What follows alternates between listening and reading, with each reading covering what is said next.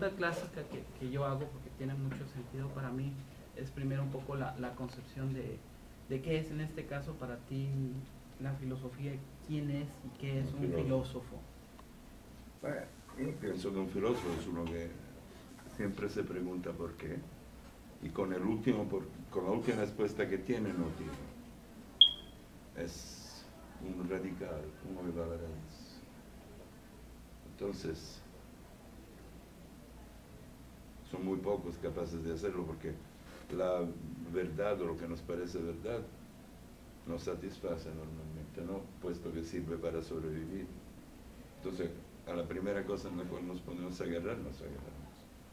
Pienso que el filósofo es uno que discute todo, inclusive su derecho a discutir o el por qué discute, cosas así.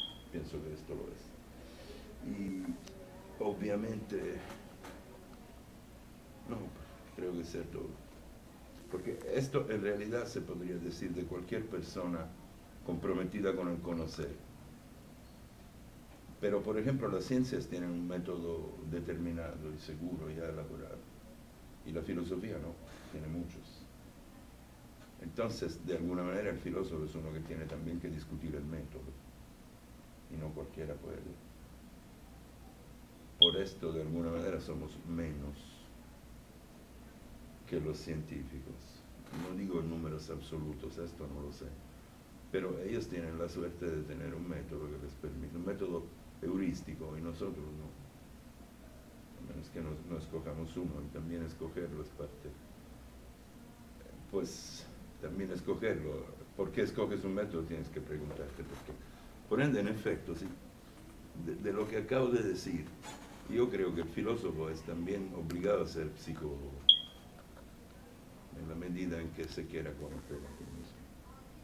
Y como uno no se puede conocer a sí mismo si no conoce a los demás, y al revés, uno tiene que ser investigador en general de lo que le importe y psicólogo. ¿Y tú cuál crees que sea la pertinencia para estos tiempos de este agitador de ideas que sería el filósofo?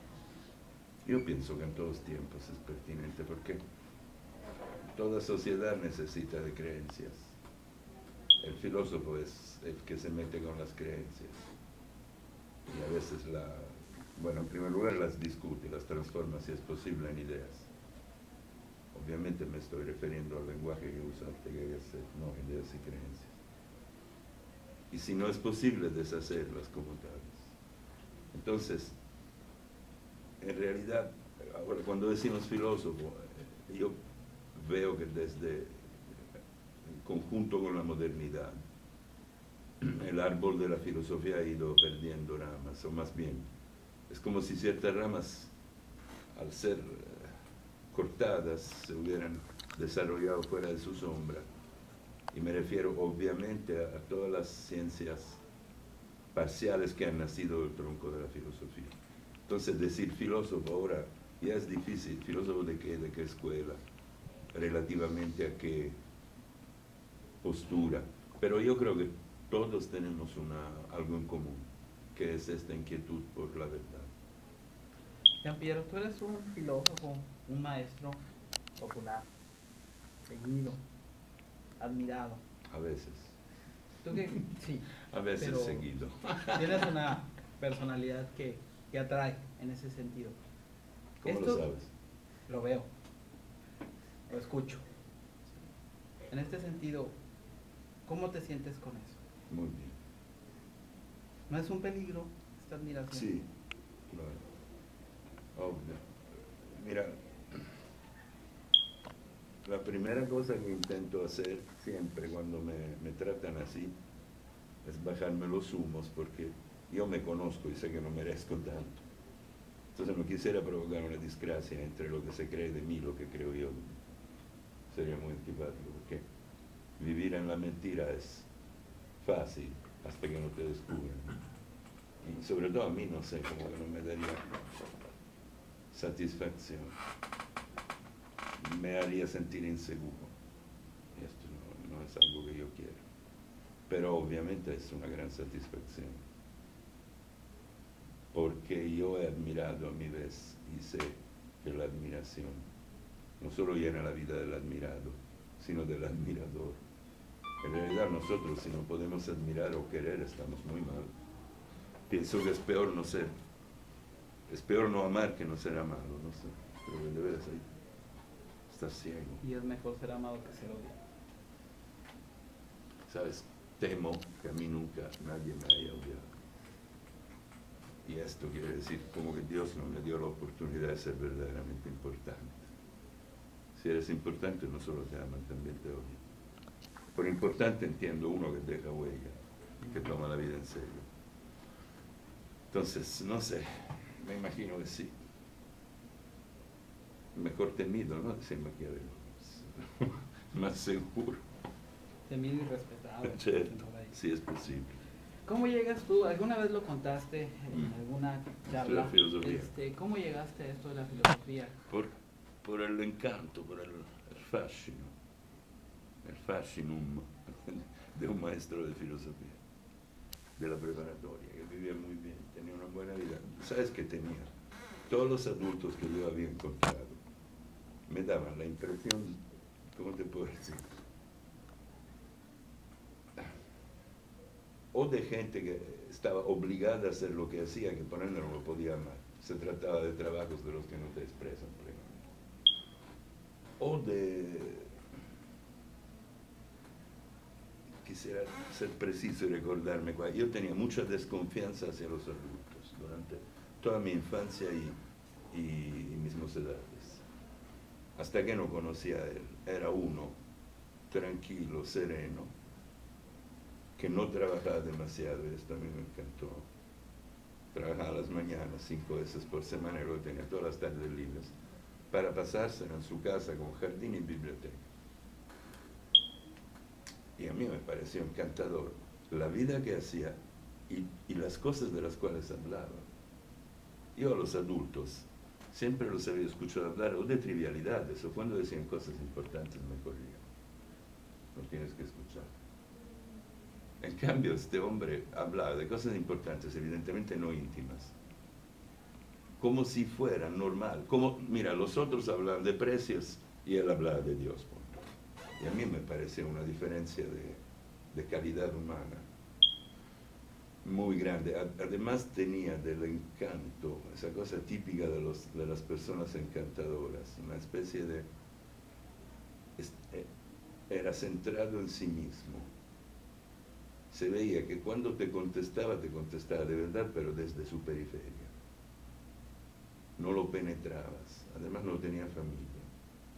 O sea, no tenía ese lado débil que puedes juzgar de un hombre viendo su mujer, sus hijos, su manera de portarse con ellos.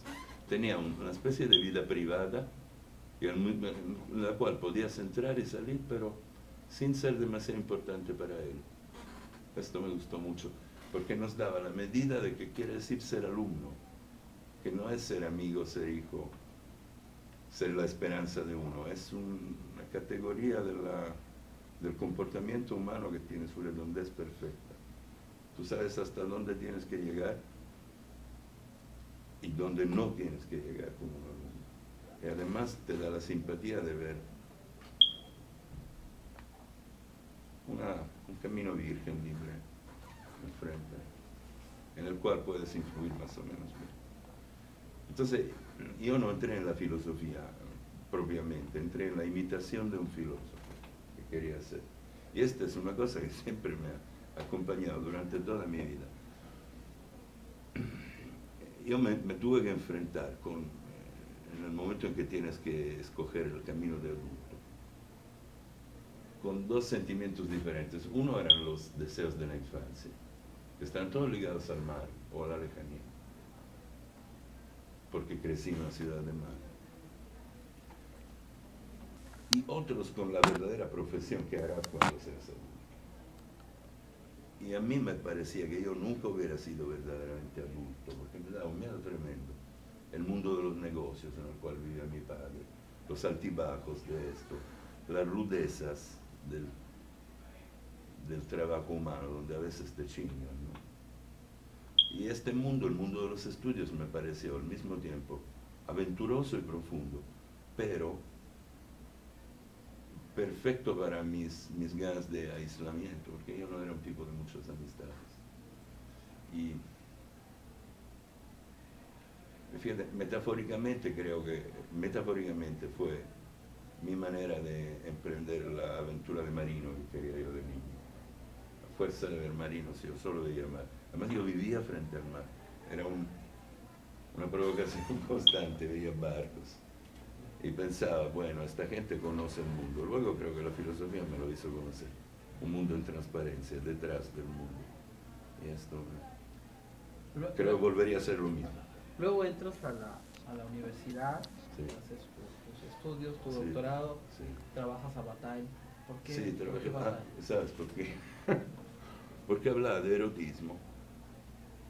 Y luego, o sea, el libro sobre el cual yo quise hacer era el libro del erotismo de Bataille, quise hacer la tesis. En realidad no. Con el maestro pactamos hacer nada más las obras juveniles de Bataille y nada más lo relativo a Hegel y Nietzsche. Y esto no porque el maestro simplemente era un buen filósofo teórico, no conocía en Bataille. Y como era costumbre en Italia, las tesis, si tú confías en el alumno, le das una tesis en la cual no estás completamente preparado. Esta es una cosa muy bárbara, ¿no? Pero se acostumbraba mucho porque él escribía ensayos y necesitaba de material. Como Bataille empezaba a escucharse en Italia, quería saber algo, se confió, pero justamente me pidió lo que le servía a él. Yo entendí que esta servidumbre feudal era parte de la profesión. De hecho, en Italia, a los tipos como él se les decía baroni, varones, porque detenían la cátedra y las cátedras inferiores te podían decidir tu destino. La verdad, ese tipo nunca me cayó bien, ni me gustaba su filosofía. Una vez me recuerdo, fui a París, como supo que yo andaba, me dio un libro para dárselo a Sartre, que en aquel entonces yo no sabía dónde vivía, pero frecuentaba la redacción de una de esas revistas de izquierda. ¿Qué año? 75.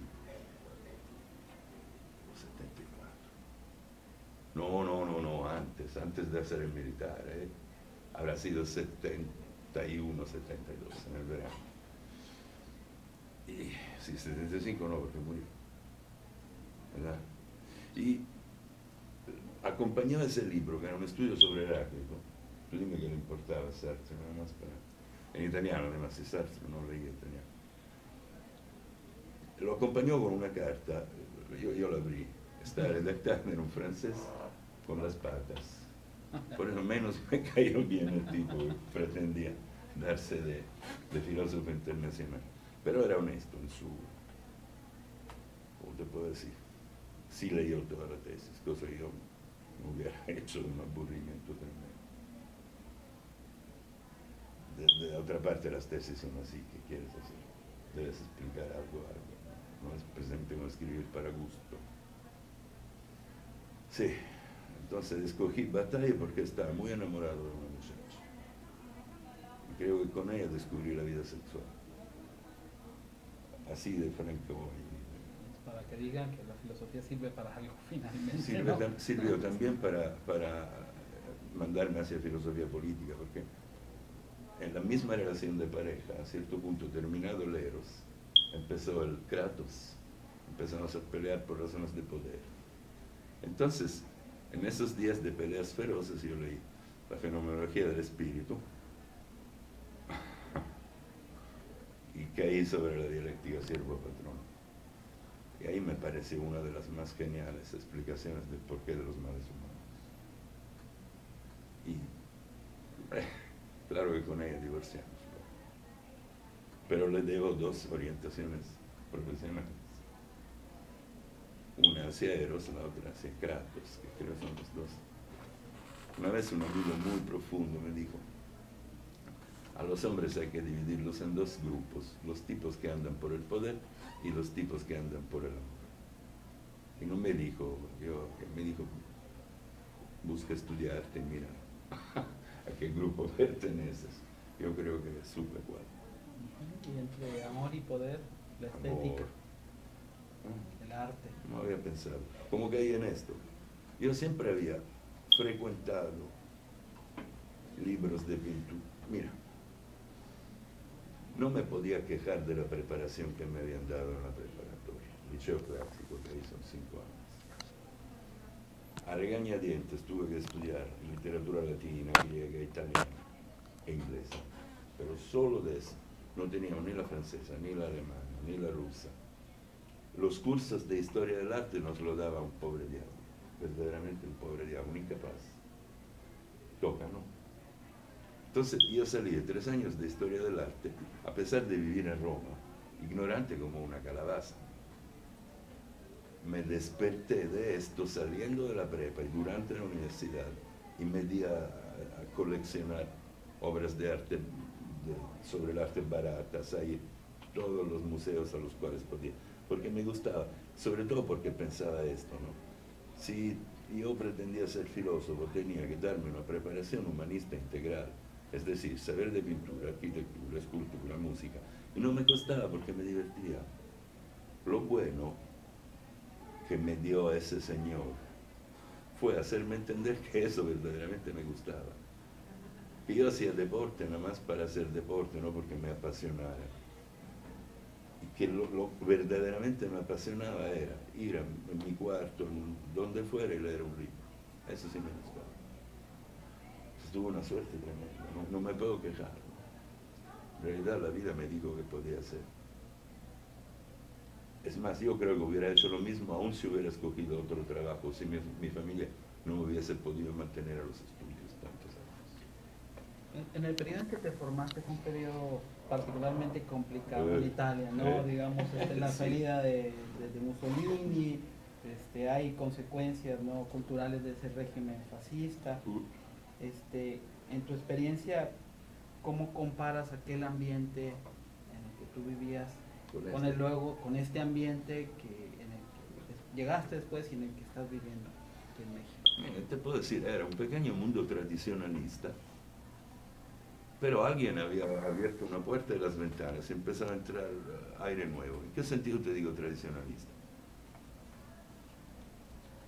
Por lo pronto era un mundo todavía pobre, en el cual la clase media arrastraba la vida con los dientes y, por ejemplo, se ahorraba en ropa. Así que todos nosotros vestíamos como nuestros padres. Imagínate, ¿no? Las muchachas también andaban como... o sea, parecíamos todos más ancianos, porque todavía no había nacido la moda juvenil. Pero empezó a nacer con los Beatles, te hablo del 65, entonces yo tenía 14 años. 66, 67, 68. Fue un problema de generación, ¿cómo te podría decir?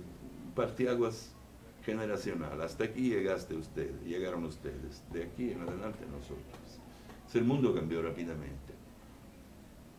En primer lugar, te puedo decir, bueno, en el 68, yo creo, si recuerdo un episodio así, que por la primera vez nos empujó fuera de las aulas, fue la muerte de Che Guevara. Hablo del invierno del 67, creo. Porque el tipo era un arquetipo del héroe. Al héroe al fondo le gusta. Entonces, recuerdo que empecé a tomar conciencia de lo que era la izquierda a través del gesto heroico de este hombre. Mi familia había participado en la guerra civil y eran fascistas. Entonces, a mí me criaron así. Y claro, ahí hubo ruptura, ¿no? Para mí fue fundamental, me formó. Pero yo no dejé de ser fascista, yo era un fascista rojo, porque éramos violentos, intolerantes, dogmáticos. No había ninguna diferencia entre un fanático religioso, un fanático negro, un fanático rojo. Absolutamente. Y, ¿qué te puedo decir? Yo lo recuerdo como una gran fiesta, porque si bien la memoria de eso es más política y cultural, y orientada hacia un genérico ser de izquierda, en realidad en 68 fue muchas cosas. Fue una especie de